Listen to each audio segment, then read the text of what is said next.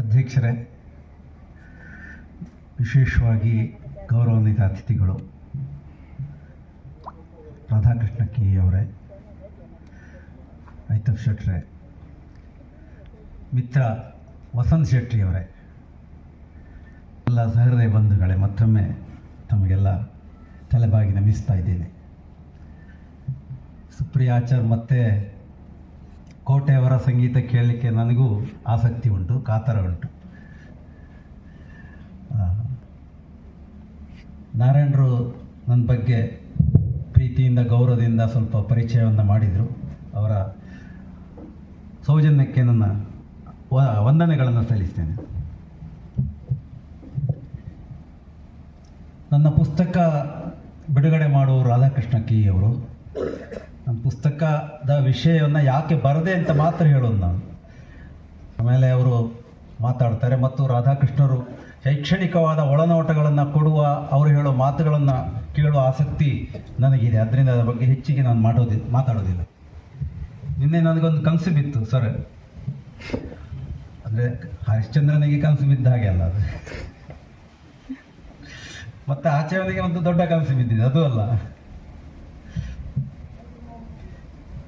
ಅದು ಕಾವ್ಯ ಓದಿದ್ರೆ ಗೊತ್ತದೆ. ರಘುವಂಶ ಹರಿಶ್ಚಂದ್ರ ಕಾವ್ಯದಲ್ಲಿ ಬರುವಂಥ ಕನಸು ಹರಿಶ್ಚಂದ್ರನಿಗೆ ಬಿದ್ದ ಕನಸು ಅದು ಬೇರೆ. ಮತ್ತೆ ಕೃಷ್ಣನ ಅವತಾರದಲ್ಲಿ ಒಂದು ಕನಸು ಕಂಸನಿಗೆ ಬಿದ್ದೆ, ಅದು ಅಲ್ಲ.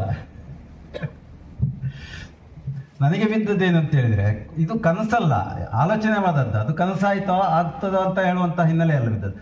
ಅಂದರೆ ನನ್ನ ಪುಸ್ತಕದ ತೂಕ ಕಡಿಮೆ ಆಯಿತು, ಬಿಡುಗಡೆ ಮಾಡೋರು ಬಹಳ ದೊಡ್ಡ ತೂಕದವರು, ಎತ್ತರದವರು ಎನ್ನುವ ಕಾರಣಕ್ಕಾಗಿ ಆ ಕನಸು ನನಗೆ. ಸಣ್ಣ ತೂಕದ ಪುಸ್ತಕ ದೊಡ್ಡ ತೂಕದವರು ಬಂದು ಬಿಡುಗಡೆ ಮಾಡೋ ಯೋಗ ನನಗೆ ಬಂತಲ್ಲ ಅಂತ ಹೇಳಿ. ಬಹುಶಃ ಅವರ ತೂಕಕ್ಕೆ ಸಮನಾಗಿ ಪುಸ್ತಕ ಇಲ್ಲ ಎನ್ನುವಂಥ ಸಣ್ಣ ಅಳುಗು ಕನಸು. ಮೊದಲಾಗಿ ಅವರಲ್ಲಿ ಈ ವಿಚಾರ ನನ್ನ ಅರಿಕೆಗಳನ್ನು ಮಾಡಿಕೊಳ್ತೇನೆ. ಇನ್ನೊಂದು, ಪುಸ್ತಕ ಯಾಕೆ ಬರದೆ ಅಂದರೆ, ನಿನ್ನೆ ಅರವಿಂದ್ ಚಕ್ಕಾಡಿಗೆ ಫೋನ್ ಮಾಡಿ ಹೇಳಿದೆ ಸರ್ ಬರಬೇಕು. ಹೀಗೆ ತುಂಬ ಜನಕ್ಕೆ ಫೋನ್ ಮಾಡಿ ಹೇಳಿದ್ದೇನೆ. ಇಲ್ಲ ನಾನು ಬರ್ತೇನೆ, ತಡ ಆದರೂ ನನಗೆ ಹಾಸನಕ್ಕೆ ಹೋಗ್ಲು ಭಾಷಣ ಮಾಡಲಿಕ್ಕುಂಟು ಅಂತ ಹೇಳಿದರು. ನಾನು ಹೇಳಿದೆ, ಇನ್ನು ಭಾಷಣ ಮಾಡೋದು ಬಿಡಲಿಲ್ವ ನೀವು ಅಂತ. ಭಾಷಣ ಮಾಡಿ ಪ್ರಯೋಜನ ಇಲ್ಲ ಅಂತ ಅವರೇ ಹೇಳೋದು ಭಾಷಣದಲ್ಲಿ. ಮತ್ತು ಭಾಷಣ ಮಾಡ್ಲಿಕ್ಕೆ ಹೋಗ್ತೀರಲ್ಲ, ಹಾಗೆಲ್ಲ ಅದು ಕೇಳ್ತಾರ ಇಲ್ಲ ಪ್ರಶ್ನೆ ಅಲ್ಲ, ಅಥವಾ ನಾನು ಹೇಳಿದೆಲ್ಲ ಅದು ಬದಲಾವಣೆಗೆ ಒಳಪಡುತ್ತದೆ, ಸ್ವೀಕರಿಸಲ್ಪಡುತ್ತದೆ ಎನ್ನುವುದಕ್ಕಿಂತಲೂ ಹೆಚ್ಚಿಗೆ ಒಂದು ಹೇಳಬೇಕೆನ್ನೋ ತುಡಿತ ಇರ್ತದಲ್ಲ, ತುಡಿತ ಇದೆ, ನನಗೆ ಅದು ಹಗುರ ಆಗ್ತದೆ ಒಂದು.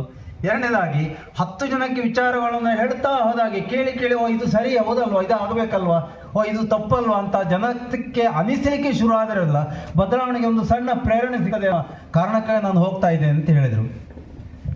ಹಾಗೆ ನಾನು ಪುಸ್ತಕವನ್ನು ಏನೋ ಬದಲಾವಣೆ ಮಾಡ್ತಾರೆ ಇದನ್ನು ತಗೊಂಡು ಓದ್ತಾರೆ, ಅದು ಅಲ್ಲಿ ಸರ್ಕಾರಕ್ಕೂ ಅದರ ಸಂದೇಶ ಮುಟ್ಟುತ್ತದೆ, ಯಾವ ಭ್ರಮೆ ನನಗಿಲ್ಲ.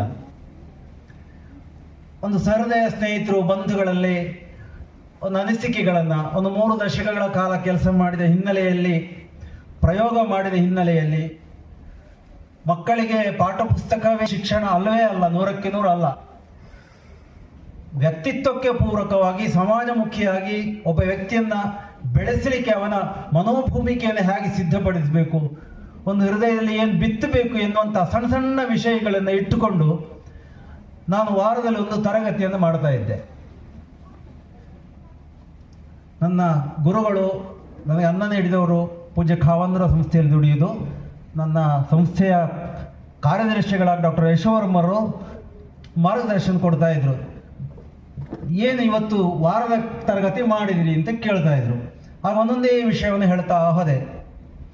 ಹಾಗೆ ಮಾತಾಡ್ತೀನಿ ನೀನು, ಎಲ್ಲ ಒಂದು ಕಡೆಯಲ್ಲಿ ಮೂಲೆಯಲ್ಲಿ ಬರೆದಿಟ್ಕೋ ಅಂತ ಹೇಳಿದರು. ಸರಿ ಆಯಿತು ಅಂತ ಹೇಳಿದೆ. ಒಂದು ಕ್ಲಾಸ್ ಅಂತ ಹೇಳಿದರೆ ಅದು 40 ನಿಮಿಷದ ಕ್ಲಾಸ್ ಮಾಡ್ತಾ ಇದ್ದೆ ನಾನು. ಅಂದರೆ ಒಬ್ಬ ವ್ಯಕ್ತಿ ಮಾತಾಡ್ತಾನೆ, ಇನ್ನೊಬ್ಬನ ಜೊತೆ ಬೆರೆತುಕೊಳ್ತಾನೆ, ಇನ್ಯಾವುದೋ ಒಂದು ಅಪರಿಚಿತ ಸನ್ನಿವೇಶಕ್ಕೆ ಹೋಗ್ತಾನೆ, ತನ್ನ ಬಾಲ್ಯದಿಂದ ರೂಢಿಸಿಕೊಂಡ ವ್ಯಕ್ತಿತ್ವ ಇರ್ಬೋದು, ಅಥವಾ ಪೋಷಕರಿಂದ ಬೆಳೆದುಕೊಂಡಂತಹ ಒಂದು ವ್ಯಕ್ತಿತ್ವ ಇರ್ಬೋದು. ಇದೆಲ್ಲ ಹಿನ್ನೆಲೆಯಲ್ಲಿ ವ್ಯಕ್ತಿತ್ವ ಇತರರೊಂದಿಗೆ ಮುಖಾಮುಖಿ ಆಗ್ತದೆ, ಸಮಾಜದೊಂದಿಗೆ ಅದು ತೆರೆದುಕೊಳ್ಳಲ್ಪಡ್ತದೆ. ಆಗ ಒಂದು ಸಂಬಂಧಗಳಲ್ಲಿ ಏರುಪೇರು ಆಗ್ತದೆ. ಕೆಲವು ಧನಾತ್ಮಕವಾಗಿರ್ಬೋದು, ನಕಾರಾತ್ಮಕವಾಗಿರ್ಬೋದು. ಕೊನೆಗೆ ತನಗೆ ನಿರಾಶೆ ಆಗ್ಬೋದು, ಮಾತನಾಡಿದವನೇ ನಿರಾಶೆ ಆಗ್ಬೋದು, ಅಥವಾ ಮಾತನಾಡ್ತಾ ಇತರರಿಗೆ ನಿರಾಶೆ ಆಗ್ಬೋದು, ಇದು ನೋವಾಗಬಹುದು. ಅಂತಹ ಒಂದು ಮಾನವೀಯತೆ, ಮನೋವೈಜ್ಞಾನಿಕ, ಶೈಕ್ಷಣಿಕ ಎಲ್ಲದರ ಹಿನ್ನೆಲೆ ಸಣ್ಣ ವಿಚಾರಗಳಿಟ್ಕೊಂಡು ನಾನು ತರಗತಿಯನ್ನು ಮಾಡ್ತಾ ಇದ್ದದ್ದು. ಮಾತಾಡೋದು ಹೇಗೆ, ಮಾತಿನಲ್ಲಿರುವ ಅಡೆತಡೆಗಳು ಏನು, ಅದರ ವಿಧಗಳು ಏನು, ಮಾತಿನ ಪರಿಣಾಮ ಏನು, ಎದುರು ಮಾತನಾಡುವ ಮತ್ತೆ ನೀನು ಮಾತನಾಡುವ, ಹಾಗೆಂತ ಸಮಸ್ಯೆ ಬಂದಾಗ ಅಥವಾ ಸವಾಲುಗಳು ಬಂದಾಗ ಬಗೆಹರಿಸುವುದು ಹೇಗೆ. ತುಂಬ ಸಾರಿ ನಾವು ನಮ್ಮ ಸಮಸ್ಯೆಗಳೆಲ್ಲ ಹೊರಗಿದೆ ಅಂತ ತಿಳ್ಕೊಂಡು ಬಿಡ್ತೇವೆ, ಹಾಗೆ ವರ್ತಿಸ್ತೇವೆ. ಆ ಸಮಸ್ಯೆಗಳು ನನ್ನಲ್ಲೇ ಇದೆ, ನನಗೆ ಅದರಲ್ಲಿ ಪರಿಹಾರ ಕಂಡುಕೊಳ್ಳೋದು ಸಾಧ್ಯತೆ ಇದೆ ಎನ್ನುವುದನ್ನು ನಾವು ಕಂಡುಕೊಳ್ಳುವುದೇ ಇಲ್ಲ. ಮಕ್ಕಳಿಗೆ ಚಿಕ್ಕಂದಿನಿಂದಲೇ, ಪ್ರೌಢಶಾಲೆಯಿಂದಲೇ ಈ ಮಕ್ಕಳಿಗೆ ಸಣ್ಣ ಸಣ್ಣ ವಿಷಯನ ಹೇಳುತ್ತಾ ಒಂದು ಮನೋಭೂಮಿಕೆಯನ್ನು ಸಿದ್ಧಗೊಳಿಸಬೇಕು. ಜಗತ್ತನ್ನು ನೋಡೋ ದೃಷ್ಟಿಕೋನ ಬದಲಾಯಿಸಬೇಕು. ಎದುರಾಗೋ ಸವಾಲಿಗೆ ಮಕ್ಕಳು ತಯಾರಾಗಬೇಕು. ಕೇವಲ ಅಂಕ ಅದು SSLC ಪಾಸಾಗಿ ಮುಗಿದೋಗ್ತದೆ, ಅದು 2 ದಿವಸ ಗೋಡೆಯೆಲ್ಲೋ ಫ್ಲೆಕ್ಸಿ ಎಲ್ಲ ಇರ್ತದೆ, ಅಥವಾ ಶಾಲೆಯಲ್ಲಿ ವಾರ್ಷಿಕೋತ್ಸವ ಒಂದು ಮಾಲೆ ಹಾಕುವಲ್ಲಿ ಮುಗಿದೋಗ್ತದೆ. ಆ ಮುಂದೆ ಏನು ಎನ್ನುವಂಥ ಬದುಕಿನ ಅಂಗಳಕ್ಕೆ ಬರುವಾಗ ಅವನ ಸರ್ಟಿಫಿಕೇಟ್ ಉಪಯೋಗಕ್ಕೆ ಬೀಳೋದಿಲ್ಲ.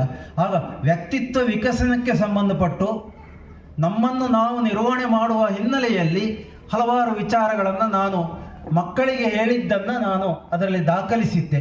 ಆ ದಾಖಲಿಸಿದ ವಿಚಾರವನ್ನು ಸಣ್ಣ ಸಣ್ಣ ಲೇಖನಗಳ ರೂಪದಲ್ಲಿ ಪ್ಲೀಸ್ ಸ್ವಲ್ಪ ಗಮನಿಸಿ ಎನ್ನುವ ಟೈಟಲ್ ಕೊಟ್ಟು ಅದನ್ನು ಪುಸ್ತಕ ರೂಪದಲ್ಲಿ ಮಾಡಿದ್ದು. ನಾನು ಸುದ್ದಿ ಬಿಡುಗಡೆಯವರು ಕೇಳಿದರು, ಏನಾದರೂ ಒಂದು ಲೇಖನ ಕೊಡಿಂದ. ಏನಕ್ಕೆ ಬರಿಬೇಕು, ನಾನು ಹೇಳ್ತಾ ಇರೋದನ್ನೇ ಕೊಡ್ತೇನೆ ಅಂತೇಳಿ ಅವರಿಗೆ ಕೊಟ್ಟೆ. ಬೆಳ್ತಂಗಡಿ ತಾಲೂಕಿನ ಸುದ್ದಿ ಬಿಡುಗಡೆಯವರು ಸುಮಾರು 1.5 ವರ್ಷದ ಅದರ ಅಂಕಣ ರೂಪದಲ್ಲಿ ಪ್ರಕಟಿಸ್ತಾ ಇದ್ರು. ಈ ಸಂದರ್ಭದಲ್ಲಿ ನಾನು ಅವರಿಗೆ ಆಭಾರ ಮನ್ನಣೆಗಳನ್ನು ತಿಳಿಸ್ತಾ ಇದ್ದೇನೆ. ಪ್ರಿಯ ಬಂಧುಗಳೇ, ಶಿಕ್ಷಣದ ಹಿನ್ನೆಲೆಯಲ್ಲಿ ನಾನು ಕಂಡುಕೊಂಡ ಹಾಗೆ ನಿನ್ನೆ ಮೊನ್ನೆ ಒಂದು ಸಮೀಕ್ಷೆಯ ಆಧಾರದಲ್ಲಿ ನಾನು ಹೇಳುವಂತಹದ್ದು, ಮೊಬೈಲ್ ಬಳಸಿಕೊಳ್ಳಿಕ್ಕೆ ಕರ್ನಾಟಕ ರಾಜ್ಯದಲ್ಲಿ 94% ಜನಕ್ಕೆ ಗೊತ್ತಿದೆ ಅಂತ. ಅಷ್ಟು ಫ್ಯಾಮಿಲಿಗಳಲ್ಲಿ ಮೊಬೈಲ್ ಇದೆ, ಸ್ಮಾರ್ಟ್ ಫೋನ್ ಇದೆ. ಆದರೆ 60% ಮೇಲೆ ಅದನ್ನು ಶೈಕ್ಷಣಿಕವಾಗಿ ಬಳಸಿಕೊಳ್ಳುವುದಕ್ಕೆ ಗೊತ್ತಿಲ್ಲ ಅಂತ ಸಮೀಕ್ಷೆಯನ್ನು ಹೇಳ್ತಾ ಇದ್ದಾರೆ. ಸುಮಾರು ನಮ್ಮ ರಾಜ್ಯದಲ್ಲಿ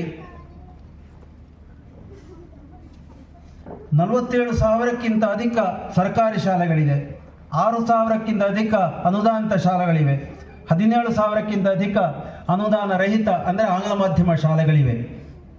ಅದರ ಬೆನ್ನಿಗೆ ಒಂದು ವರದಿ ಬಂತು. ಇದು ಎಜುಕೇಷನ್ ಮಿನಿಸ್ಟ್ರಿ ಹೇಳಿದಂತಹ ವಾರ್ತೆ. ಕರ್ನಾಟಕ ರಾಜ್ಯದ ಸರ್ಕಾರಿ ಶಾಲೆಗಳಲ್ಲಿ ಪ್ರತಿ ಶಾಲೆಯಲ್ಲಿ 1 ತಪ್ಪಿದರೆ 2 ಹುದ್ದೆಗಳು ಖಾಲಿ ಇದೆ ಅಂತ ಹೇಳಿದರು. ಹಾಗಿದ್ರೆ ಪಾಠ ಮಾಡೋದು ಯಾರು? ಅದಕ್ಕೆ ತಮಾಷೆಯಾಗಿ ಕೃಷ್ಣಶಾಸ್ತ್ರಿಗಳು ಹೇಳ್ತಾ ಇದ್ರು, ಮೇಷ್ಟ್ರುಗಳು ಶಾಲೆಗೆ ಹೋಗೋದಿದ್ರೆ ಮಕ್ಕಳು ಚೆನ್ನಾಗಿ ಪಾಠ ಕಲಿತಾರೆ, ಏನು ಮಂಡೆ ಬಿಸಿ ಮಾಡಬೇಡಿ ನೀವು ಪೋಷಕರೇ ಅಂತ ಹೇಳ್ತಾ ಇದ್ರು. ನನಗೆ ಅದೆಲ್ಲ ನೆನಪಾಯಿತು. ಇರಲಿ, ಮೊನ್ನೆ 286 ಪಬ್ಲಿಕ್ ಶಾಲೆಗಳಾಗಿ ಮಾರ್ಪಡಿಸಿದ್ರು. ಈಗ ಮೊನ್ನೆ ಮತ್ತೆ ಪುನಃ 500 ಶಾಲೆಗಳನ್ನು ಅಪ್ಗ್ರೇಡ್ ಮಾಡ್ತೇವೆ ಅಂತ ಪಬ್ಲಿಕ್ ಶಾಲೆಗಳಾಗಿ. ಒಂದು ಕನ್ನಡ ಶಾಲೆ ಬೆಳೆಸುವುದು ಹೇಗೆ, ಕನ್ನಡ ಭಾಷೆಯನ್ನು ಬೆಳೆಸುವುದು ಹೇಗೆ, ಕಲಿಸುವ ವ್ಯವಸ್ಥೆ ಬೆಳೆಸುವುದು ಹೇಗೆ, ಕಲಿಕಾ ವ್ಯವಸ್ಥೆಯನ್ನು ಉದ್ಧರಿಸುವುದು ಹೇಗೆ, ಒಂದು ವಿಷಯವನ್ನು ಮಾತಾಡಲಿಲ್ಲ.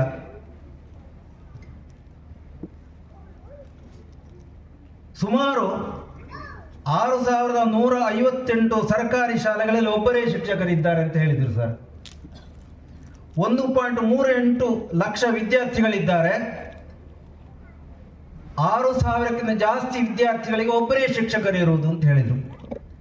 ನಮ್ಮದೇ SDM ಶಾಲೆಗಳಲ್ಲಿ 7 ಪ್ರಾಥಮಿಕ ಶಾಲೆಗಳಿದೆ, ಒಬ್ಬೊಬ್ಬರೇ ಮಾಸ್ಟರ್ಗಳಿರೋದು. ಅನುದಾನಿತ ಶಾಲೆ ಹತ್ತಿರದಲ್ಲೇ ಒಂದು ಗೌರ್ಮೆಂಟ್ ಶಾಲೆ ಇದೆ, ಅಲ್ಲಿ ಒಬ್ಬರೇ ಇರೋದು.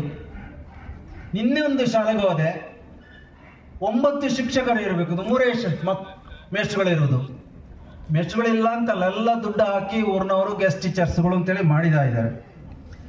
ನಾನು ನಿಮಗೆ ಇದನ್ನು ಅಂಕಿಅಂಶಗಳು ಯಾಕೆ ಹೇಳ್ತಾ ಇದ್ದೆ, ಕೊನೆಯ ಒಂದು ಮಾತು ಹೇಳಿ ನನ್ನ ಮಾತನ್ನು ಮುಕ್ತಾಯಗೊಳಿಸಲಿಕ್ಕಿದ್ದೇನೆ. ಅದೇ ರೀತಿಯಲ್ಲಿ ಇನ್ನೊಂದು ಬದಿಯಲ್ಲಿ ನಾನು ಇದು ಪ್ರೌಢಶಾಲೆಗೆ ಬರಲಿಲ್ಲ, ಪ್ರೌಢಶಾಲೆಯ ಸ್ಥಿತಿಗತಿ ಇದಕ್ಕೆ ಒಳ್ಳೆದಿಲ್ಲ.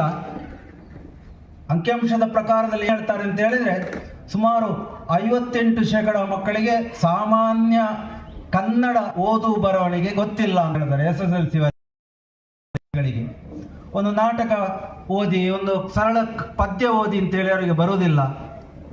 ಬರೀಲಿಕ್ಕೆ ಈಗ ಗೊತ್ತಿದೆ ಅಂತ ಕೇಳಿದ್ರೆ ಅದಕ್ಕಿಂತ ಜಾಸ್ತಿ ಉಂಟು.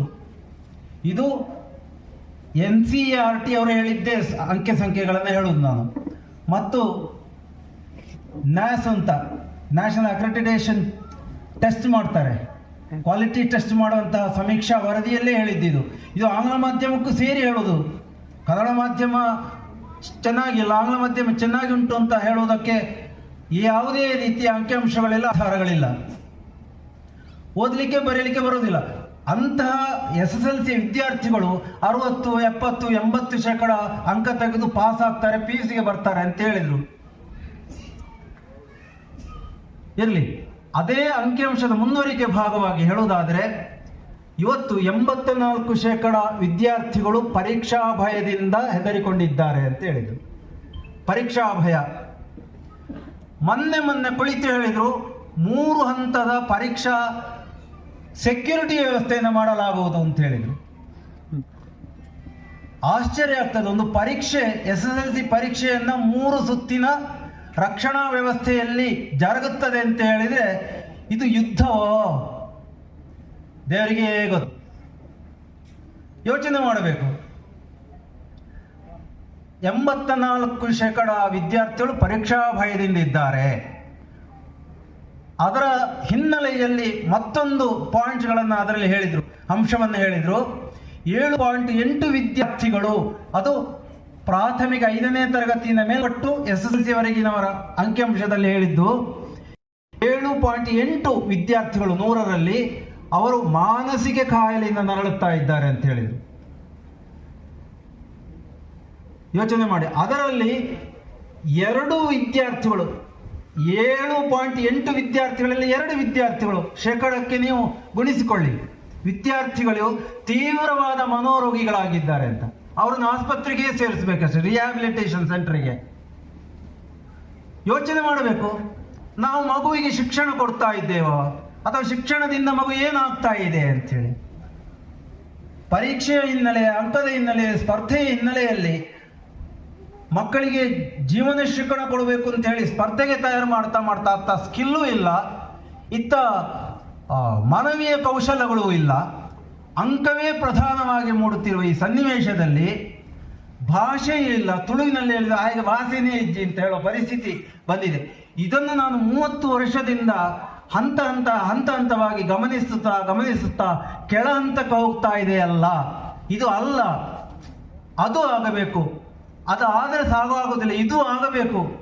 ಇದು ಅಲ್ಲ, ಅದು ಅಲ್ಲ, ಮತ್ತೆ ಯಾವುದು ಎನ್ನುವ ಹುಡುಕುವ ಒಂದು ನೆಲೆಯಲ್ಲಿ ನಾನು ಕಂಡುಕೊಂಡಂತಹ ಒಂದು ಸಣ್ಣ ವಿಚಾರಗಳನ್ನ ಮಕ್ಕಳ ವ್ಯಕ್ತಿತ್ವ ನಿರ್ಮಾಣ ಮಾಡಬೇಕೆನ್ನುವಂತಹ ಆಸೆಯಿಂದ ನನ್ನ ಮಕ್ಕಳಿಗೆ ನಾನು ಆ ಸಣ್ಣ ಒಂದು ಹೆಡ್ಡಿಂಗಿನಲ್ಲಿ ನಾನು ತರಬೇತಿಯನ್ನು ಕೊಟ್ಟುಕೊಂಡು ಬಂದಿದ್ದೀನಿ. ಇವತ್ತೂ ಕೂಡ ನನ್ನ 15 ವರ್ಷಗಳಿಂದ ಹಿಂದೆ ಒಬ್ಬ ವಿದ್ಯಾರ್ಥಿ ಲೋಕೇಶ್ ಎನ್ನುವ ಫೋನ್ ಮಾಡಿದಾಳೆ, ಸರ್ ಇವತ್ತು ನಿಮ್ಮ ಪುಸ್ತಕ ಬಿಡುಗಡೆ ಮಾಡ್ತಾ ಇದ್ದೀರಿ, ನನಗೆ ತುಂಬ ಸಂತೋಷ ಆಯಿತು, ಪ್ಲೀಸ್ ಗಮನಿಸಿ ಸರ್, ನಾನು ಒಳ್ಳೆಯ ಒಬ್ಬ ಪತ್ರಿಕೋದ್ಯಮಿ ಅಂತ ನನ್ನ ಮ್ಯಾನೇಜರಿಂದ ಶಾಬಾಸ್ ಪಡ್ಕೊಂಡಿದ್ದೇನೆ. ಕಾರಣ ಏನು ಅಂತ ಹೇಳಿದ್ರೆ ನನ್ನ ವ್ಯಕ್ತಿತ್ವಕ್ಕಾಗಿ ಅಂತ ಹೇಳಿದರು, ಅಂಕಕ್ಕಾಗಿ ಅಲ್ಲ ಅಂತ ಹೇಳಿದ. ಪ್ಲೀಸ್ ಗಮನಿಸಿ, ಇದಕ್ಕಿಂತ ದೊಡ್ಡ ಉಡುಗೊರೆ ನನಗೆ ಬೇಕಾಗಿಲ್ಲ. ಹಾಗಾಗಿ ಶೈಕ್ಷಣಿಕ ಹಿನ್ನೆಲೆಯಲ್ಲಿ ಕೊರತೆಗಳೇ ಜಾಸ್ತಿ ಇರೋದು.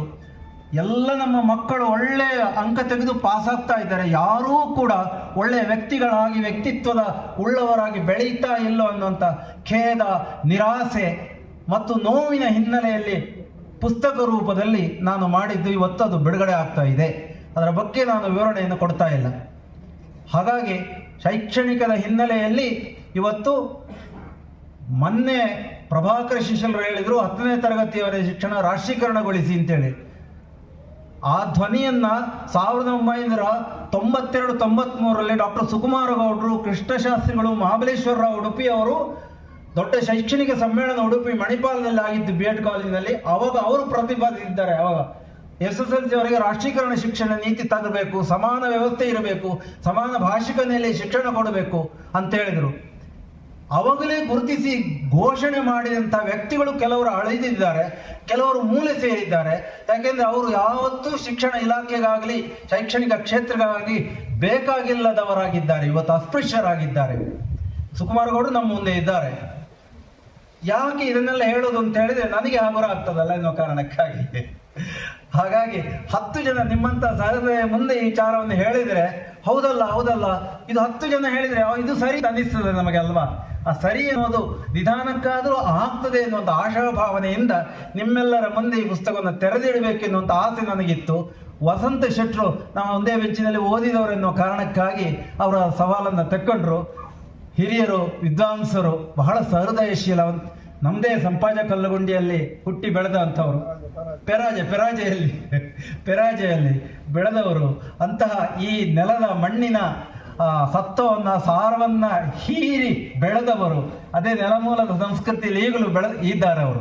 ಅಂಥವರನ್ನು ಬಿಡುಗಡೆಗೊಳಿಸುವುದರಿಂದಾಗಿ ಆ ಪುಸ್ತಕ ಅವರ ಎತ್ತರಕ್ಕೆ ಅದು ಕಿರಿದಾಯಿತು, ತೂಕ ಕಮ್ಮಿ ಎನ್ನುವಂಥದ್ದು ಮತ್ತೊಮ್ಮೆ ಉಲ್ಲೇಖಿಸಿ ನಿಮಗೆಲ್ಲ ವಂದನೆಗಳು ಸಲ್ಲಿಸಿ ನಮ್ಮ ಮಾತನ್ನು ಮುಕ್ತಾಯಗೊಳಿಸ್ತೇವೆ. ನಮಸ್ಕಾರ.